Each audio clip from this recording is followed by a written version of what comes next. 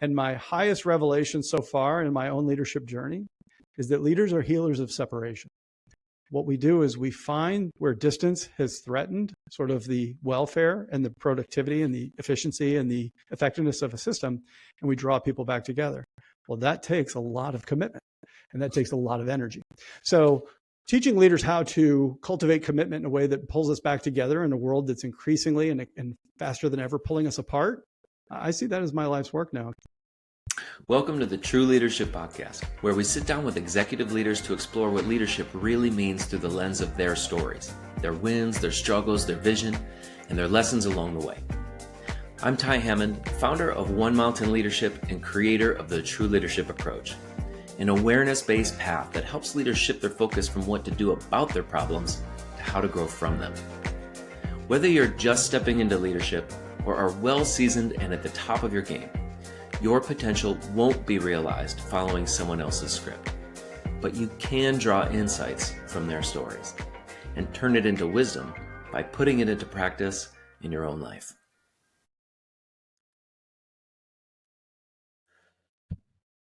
Welcome to the True Leadership Podcast, where we explore the essence of leadership beyond tactics and performance by sitting down with executives to hear what matters most to them. I'm your host, Ty Hammond. Today's guest is Matt Poepsel. Matt is an author, speaker, and leadership advisor known as the Godfather of Talent Optimization at the Predictive Index. With over 25 years of experience spanning the military, corporate, and academic worlds, Matt helps leaders elevate performance, agility, and collective impact. His work bridges ancient wisdom and modern business, guiding executives to lead with clarity, connection, and purpose. As the author of Expand the Circle and host of the Lead the People podcast, Matt empowers organizations to liberate themselves from outdated leadership models and create cultures rooted in awareness, alignment, and authentic human performance. It's a pleasure for me to have Matt on the podcast today. Welcome to the show, Matt. Thanks so much for having me, Ty. It's an honor to be here. Fantastic. Well, I always start here with this question. Every leader, of course, has a beginning. I found that who we are as leaders and at work and in life, of course, starts taking shape long before we advance to any executive position of leadership. I'm curious, who's someone from your early life or an early experience that really shaped the kind of leader and person that you are today? I think one of the first things that I remember was my call to military service. From the time I was in fifth grade, I knew I wanted to serve in the Marine Corps. It's pretty specific when you think about it for somebody in fifth grade. And I think it was just that call to that sort of lifestyle, that proving ground, if you will, that was very much rooted into my psyche and something that I really wanted to work hard to attain. And when I had that opportunity many years later, it was one of those, it was, a very proud moment for me, but I didn't really appreciate at the time how much it would change and impact my leadership trajectory. That wasn't why I decided that I wanted to be a Marine, was to learn about leadership. That kind of came with the territory, but I think it was a chance to really have an impact, to serve in a certain way, but also to prove something to myself. And I feel like what I really learned there was that stratification, if you will, of goals of the personal, the team, and then the full-on organization. Well, I really love that. I have that sense in my own life as well of being drawn towards something for one reason and then getting there and realizing maybe that the true purpose of that was something quite different and distinct that I hadn't been paying attention to or necessarily expected. I'm curious if you could say a little bit more. I'm sure we'll get to it deeper in our questions here as well. How you feel like that experience has informed who you are as a leader today. Yeah, one thing I recognized was that from day one in the service, they immediately handed me a book full of leadership principles and leadership traits, and we talk about it incessantly. And when I decided to separate from the military and got into the civilian world, I was ready to continue my leadership learning and my development. And in the civilian world, the answer was, what are you talking about? We don't really have that here the same way. And it really was a sincere disappointment to me, Ty, that I was like, well, how do you not do these things? So it really, on the one hand, it was kind of a blessing too, because it forced me to go and to self-study and to figure out. So I had at the time, a trunk full of audiobooks, and tapes, that I would listen to during my lengthy commute. And it really was a chance for me to kind of dial in what I needed to learn about leadership and how I could practice it during my job as a software product manager when I was first coming up in the ranks, and really sort of decide where I needed to lean in and what I needed to study. And I tried this and what worked and what didn't before formalizing my study, through PhD studies and executive education at Harvard later and all kinds of stuff. So it's just been a really quite an adventure, and I'm glad that I never stopped learning. I just am so passionate about it. So yeah, that's kind of something but again, never expected that. It's not why I started on that path back in the day, but it just kind of followed that thread wherever it took me. Part of what I'm hearing in that, and I'm always curious about like what, there's an initial interest and a passion, but then there's the conditions that continue to propel that. And part of what I hear is just that distinction between being in the military, seeing the importance that was placed on leadership, and then recognizing the gap of that, and really seeing that gap as something that continued to have you invested in that passion. Well, and I think that at the time when I was coming up, the Marines, we had this saying, and it was mission accomplishment, troop welfare, in that order. So the mission, the job had to get done. And then if the troops were okay at the end of it, like that was nice, but that wasn't the focus. And what I came to realize is that in the civilian world now, it's, you might want to say that mission accomplishment, troop welfare sort of at the same time in an equal measure, because you can't just behave that way in most organizations. You can't just focus on the mission exclusively at the expense of the people or without regarding their engagement, their well-being. And that's a little bit what's happening right now when you think about it. There's so much of a focus on the bottom line and productivity and economic savings and all these kinds of things, and people are getting chewed up in the process.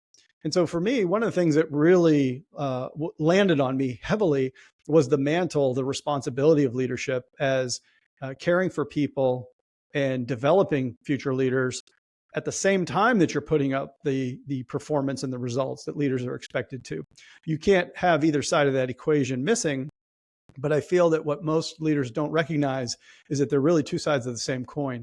In an increasingly networked, collaborative, complex world, these two are one and the same.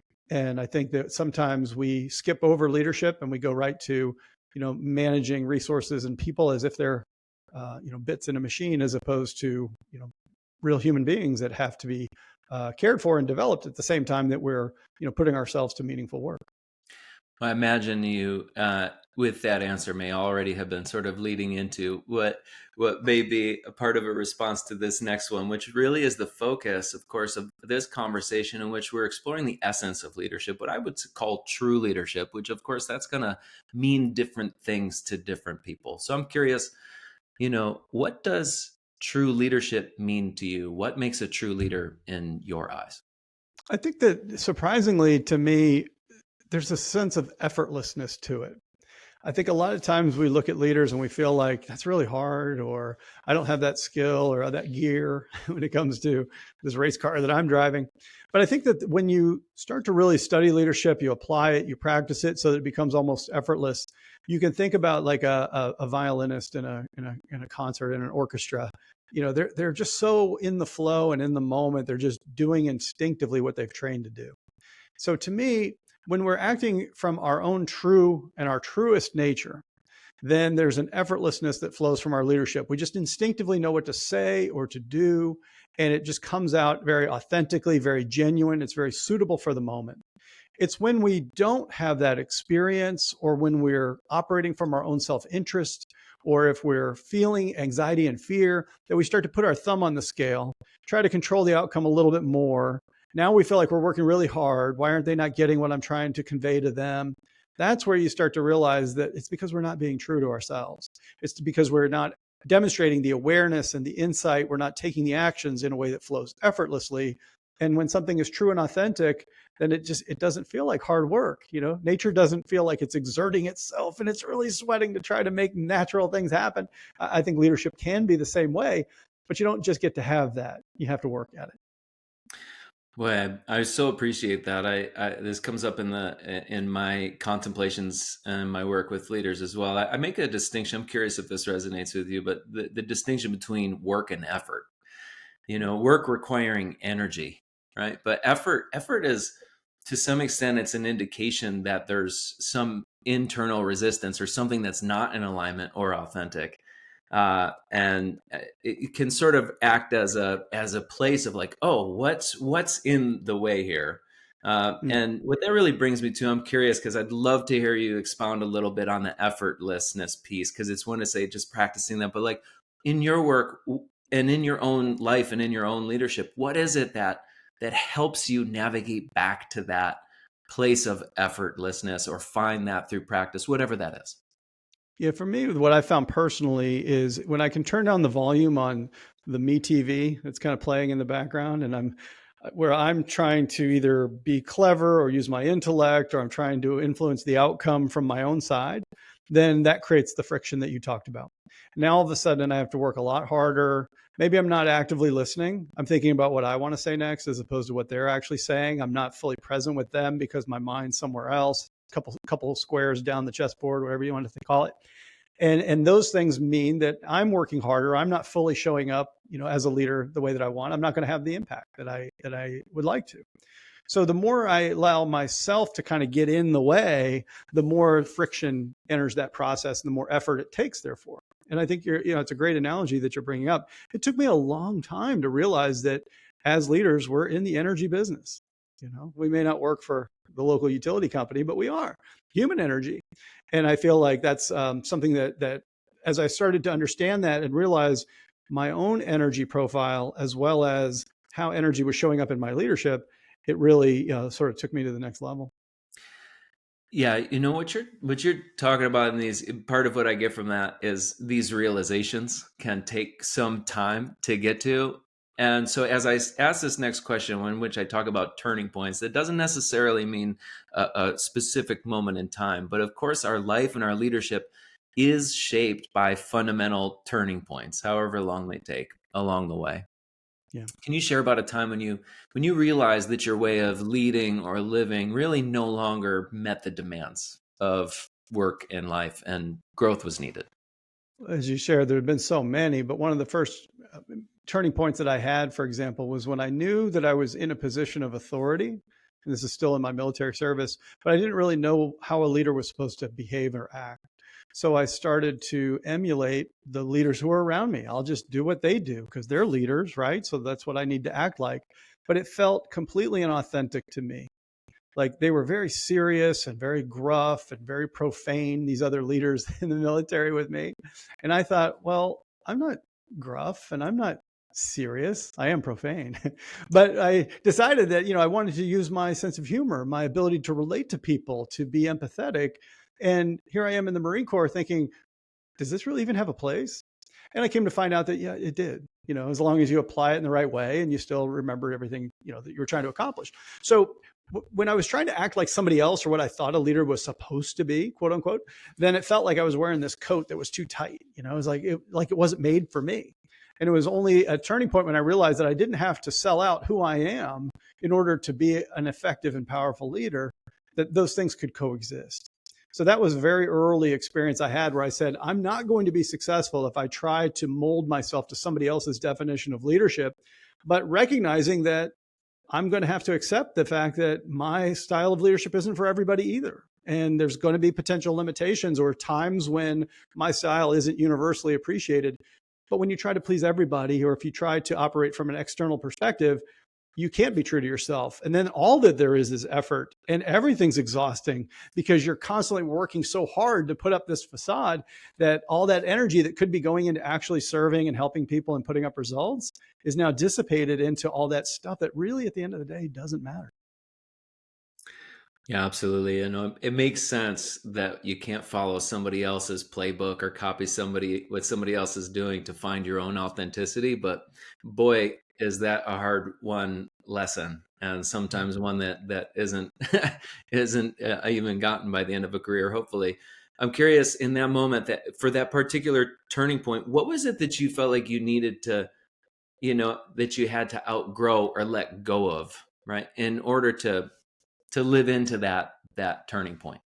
Yeah, there was a lot of distrust, a lot of fear that I was experiencing. Like people won't take me seriously. They won't, find me credible. They won't respect me. They won't follow me, basically. And what I found was I was delighted that the opposite was true.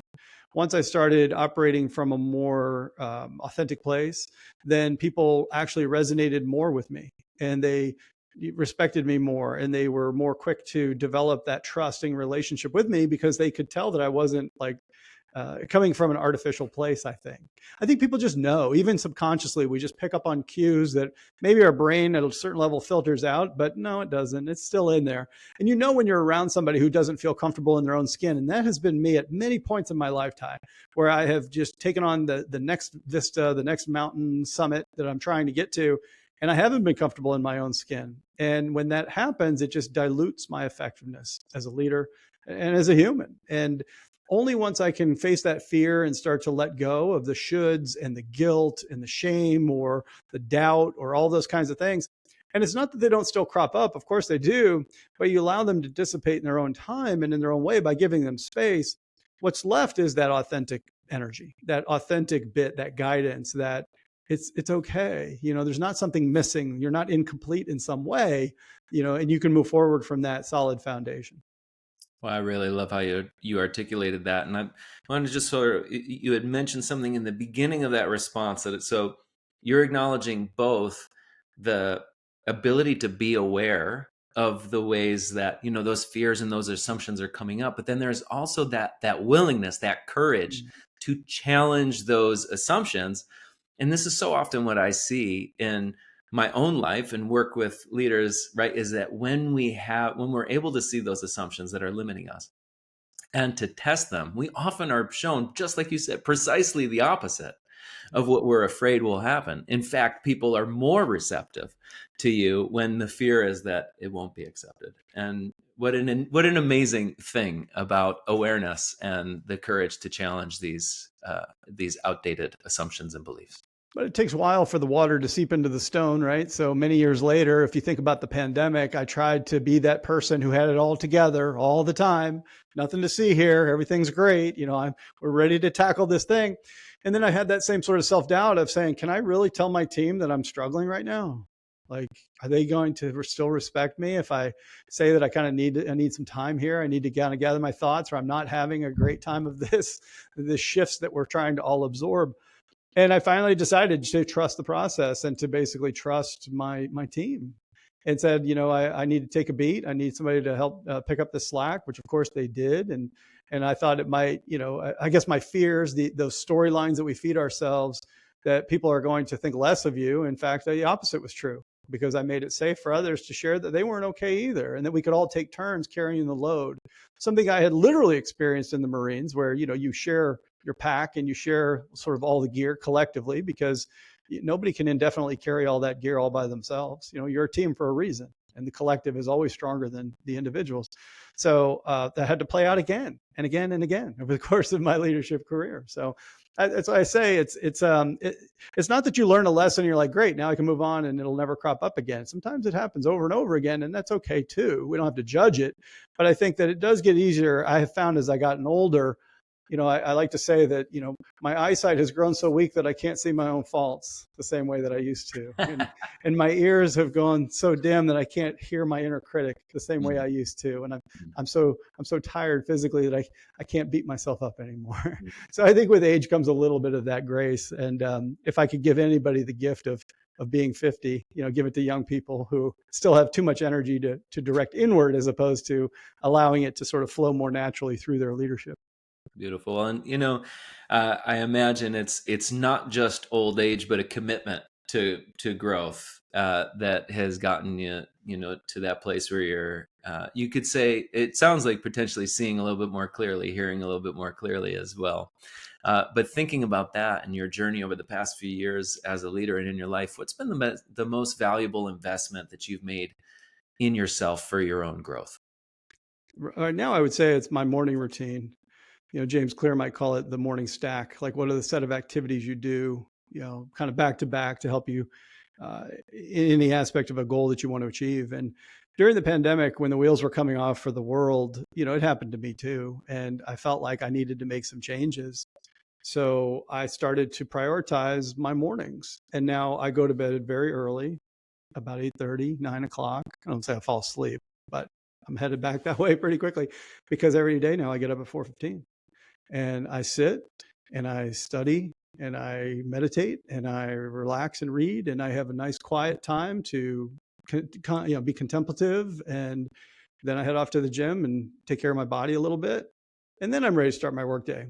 So by the time I actually get myself up and out and going and working on what most people would call meaningful work, I've actually done the most meaningful work, the inner work, right?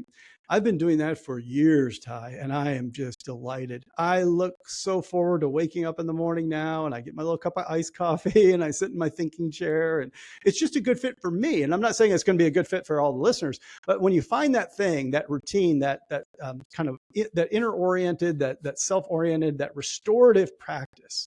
And for some people, it might be the end of the day, or maybe over lunch, maybe you're taking a walk in nature, whatever it is, whatever the answer is, we're all wired differently.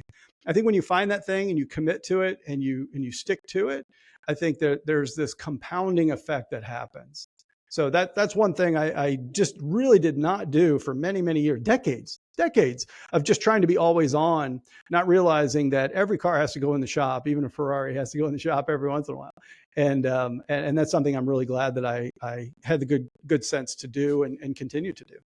Well, I couldn't share the sentiment anymore. I just recently pushed my morning wake up time from 5:30 to 5 o'clock, so I get a solid 2 hours before I wake my own kids up. I would have to go to bed earlier if I was to push it back to 4:15, I think. But I totally understand just how precious it is to get that time in and with myself prior to everything else beginning. Yeah, and in the Buddhist tradition, they call it yogi time. You go to bed at 8, you wake up at 4, you got midnight right in the middle. And what I was saying to myself is, like, a lot of times for me personally, if I was staying up late, I was probably watching mindless television, something I wasn't really even enjoying. And then when I got up, by the time I dragged myself out of bed, I felt like I was behind on my day. And I started to look at that and I thought, you know what? What am I really sacrificing by shifting my habits around a little bit? And what I found is that the ROI, the payoff of how I felt and all these kinds of things, it really just made it so worthwhile. It does come at a bit of a sacrifice, though. And like you'll find in leadership, there's no free lunch, right? So in this case, I go to bed earlier than my bride. So we lost a little bit of our overlap time, but she knows that this helps me be at my best. And she's probably not that fond of me anyway after being married for 30 years. But it's like she needs her me time too. So we make it work out. But I think that's the point, is that sometimes, these things do come at a cost. You have to decide what's important, and you have to commit to, the things that are going to help you show up as your best, as a leader, if you truly want to have the impact on others, that you intend to. Yeah, absolutely. And also what I'm hearing in that is, not doing something because you think that you should do or it's the right thing to do, but we try these things and we see what actually works and what feels good. And it's through the actual experience of, oh, this is worth it, that we're able to continuously commit to something rather than through a feeling of obligation. Really great point. And for hundreds of examples of things I've tried that just haven't stuck. One example is journaling. I love the idea of journaling, and I never can seem to stick to it. I'm not saying I never will try again. As people, we grow, we change over time. So that might be a right practice for me at some point, because I do respect it, but I have not been successful with it. And there have been dozens and dozens of things I've tried that haven't stuck. But when you find one that does work and it's restorative in that way, then it's something that you really have to commit to. Well, I love that. That brings us full circle to the conversation of energy. To me, that's following the energy where the energy actually is and listening to that flow. That actually, I think that seeds this next question really well, because leadership, of course, is all about what we're also shaping for tomorrow. So I'm curious, what's your vision for your leadership, your legacy, or the impact that you want to have in the years ahead? Yeah, I think that when I had the chance to write the book, I had a thought exercise. I went in there based on my meditation practice and my philosophical interests and metaphysical, quantum physics, cosmology, you name it. It all got mixed up in a big cocktail in there somewhere. But where I emerged from that was recognizing that every day now I start with two thoughts. The first thought I remind myself is that I will die someday. And the second thought that I have is, today is not that day. So get to work. Like, what are you going to do with this day that you've got? And I think that, what's interesting about sort of the opportunity that we have is to think about, with the time that we do have, how do we want to have an impact on this world? And whatever your beliefs might be, the reality is that you will leave a legacy. And I have so many people who I've tried my best to show up and impact them positively in some way. And on occasion, they'll write in or they'll reach out and bring up something that I've probably since forgotten, or just a moment that we had that I enjoyed but just haven't thought about recently. And you realize the fact that we leave a wake, as we travel through these waters of life.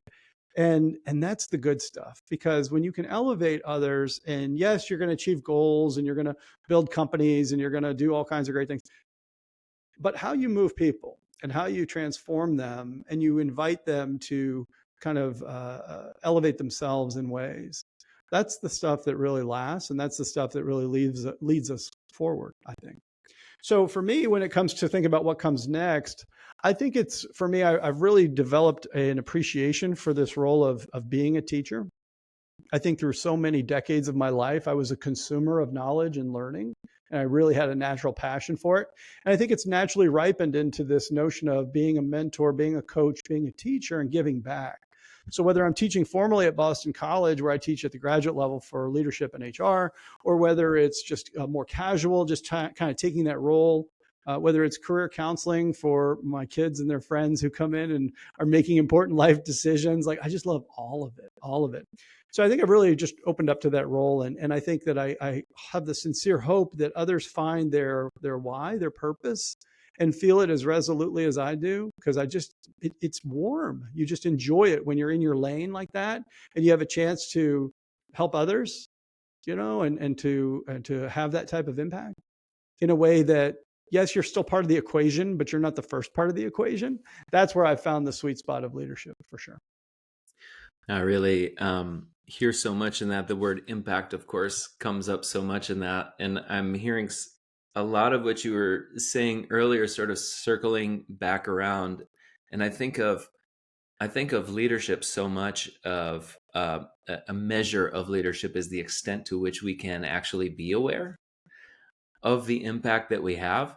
And to your point of, if you've got the lots of mental chatter going on and you've got a lot of the inner focus requiring a lot of your attention and awareness, that capacity to notice and be aware of what that impact is lessened, right? So just pointing back there to the importance of the inner work and the ability to actually see, right, and to know what that impact is. So yeah. I'm curious, of course, leadership is also determined by how we're meeting our current growing edge, and there's always a place that we're learning and growing. So where do you feel the most tested right now? What challenges are stretching you the most in leadership in life, or what's that next threshold for you in your own leadership and personal growth? Yeah, I think being realistic about the energy that we have, the capacity that we have right now, I think that we don't really recognize that we are going through a sea change right now when it comes to the amount of overload that we're experiencing. And it's because we're absorbing so much change all at once. When you think of coming out of the pandemic, there was this sense of something artificial has happened, something acute has happened. It kind of sent the world into a tailspin. But then coming out of that, now we've come back to a world that is somewhat hybrid, some return to office, some remote. Some people had their values reorganized, but we also have economic headwinds and geopolitical instability. And you've got Gen Z who's fully in the workforce now, and so much has changed. And then you've got AI. And the fact is that the technological revolution for many jobs is, we're basically accelerating sort of our need to adapt to change. And in my opinion, it's happening faster than our hardware and our brains was really designed to really accommodate. So I think that being respectful of that and giving ourselves grace to understand that, yeah, we're all going through some stuff right now is important. And for me, the challenge becomes that I like to say yes to fun things. But when you oversubscribe yourself and you look at your calendar and you're like, oh my gosh, I've created distress for myself because now I've signed up for too much, even though it might have been well-intentioned, that's not responsibility. That's not being accountable. That's not being realistic about what capacity you have. And if you start cutting corners on some of your leadership, it's going to show. It's going to come back and bite you a little bit. So I feel like for me, it's trying to accept the fact that I can't work the same that I did when I was much younger and when the world was a lot simpler, and being a little bit more, having more judgment, a little bit more discernment about what it is that I do, so that I can still do the heck out of it, right? I think that's going to be my next big chapter, is to recognize that things have changed and things are never going back to the way that they were.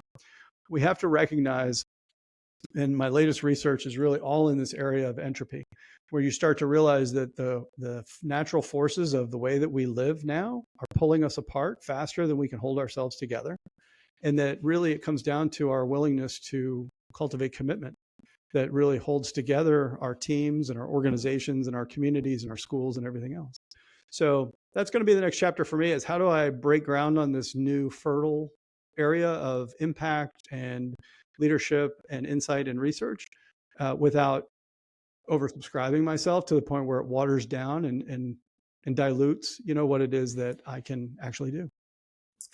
Well, I think that's an absolute sign of wisdom, is the ability to discern what is essential. And I just hear a teacher that I was working with for a long time, just the reminder that conservation of energy is a law of nature.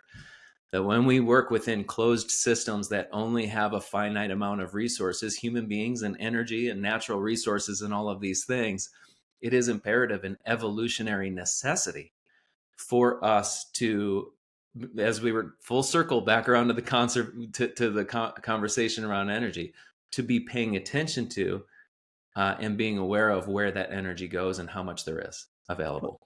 And I think this is what we've actually been led astray a little bit by the resilience talk. Resilience is the ability to withstand an energy drain. But what's happening now is we're being overwhelmed by the energy drain.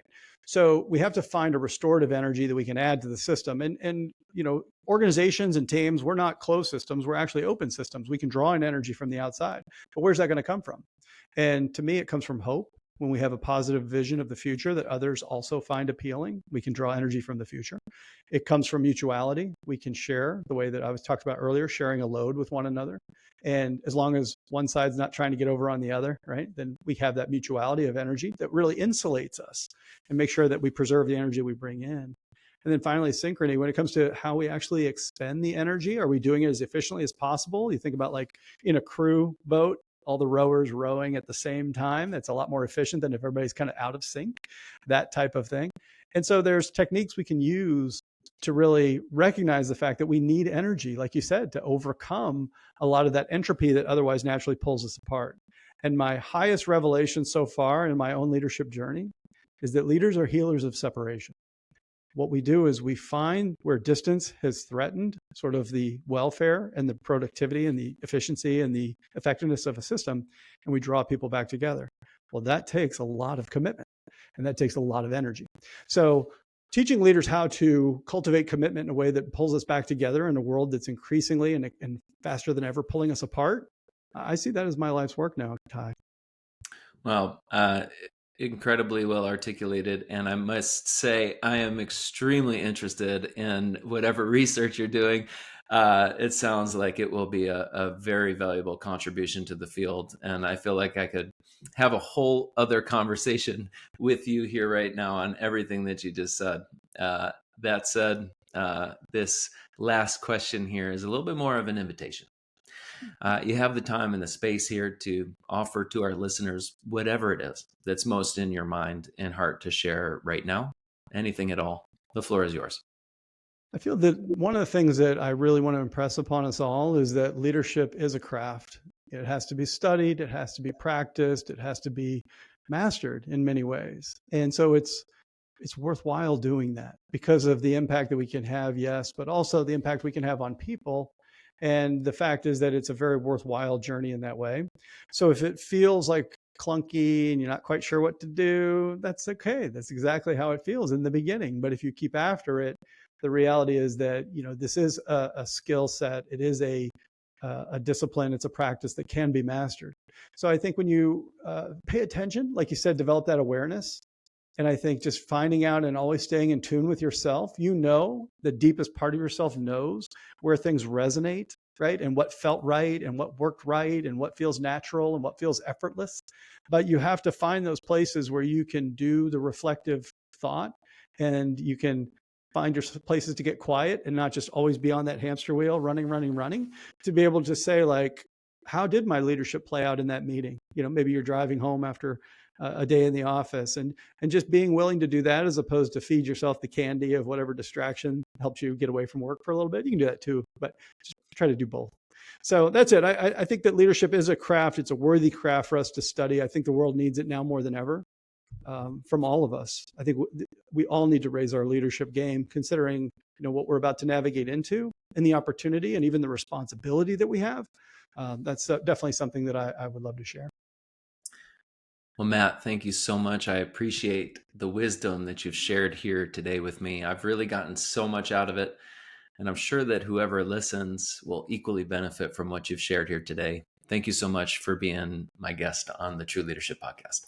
Thank you, Ty. Appreciate you. That's it for this episode of the True Leadership Podcast. If you enjoyed this conversation, you can subscribe to YouTube, Spotify, Apple Podcasts, or wherever you're listening to this to catch future episodes. This conversation was brought to you by One Mountain Leadership, where we help leaders grow the capacity, confidence, and presence of true leadership through the True Leadership approach. To learn more about the approach, our offerings, our community, and how we can help you realize your potential in both leadership and in life, visit us at onemountainleadership.com.